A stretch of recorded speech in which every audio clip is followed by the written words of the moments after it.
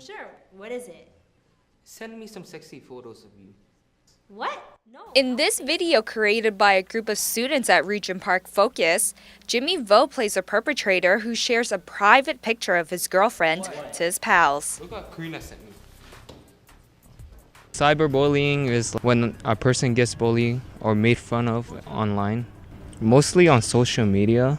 But nowadays, teenagers would mostly use like Instagram, for example, and they would like get made fun of on how they look.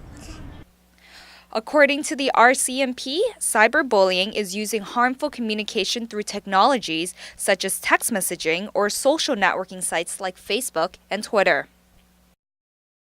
One of the many fatal cyberbullying cases included 15-year-old Amanda Todd from British Columbia, whose story went viral on YouTube on her struggle with blackmail and bullying. Stats on cyberbullying in Canada show that 60% of elementary school bullies will have a record by the time they're 24 years old. And unlike the years where bullying would stop when you're no longer in sight of the perpetrator, cyberbullies have access to the victims 24/7.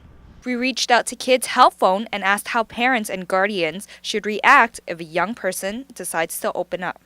The first thing would be to take that seriously, not brush it off, inquire about it, but also be mindful that sometimes young people are hesitant to say certain things.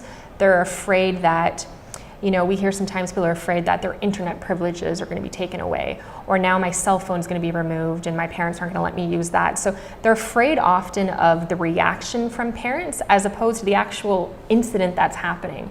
So as a parent, it can be nice to reassure that young person that your safety and your well-being is the utmost important thing right now. Examples of cyberbullying can include posting unflattering photos without permission, creating fake profiles of the victim, sending mean, threatening, or hurtful messages, tricking victims into giving out their personal information, and many more. For RPTV News, I'm Vina Vo.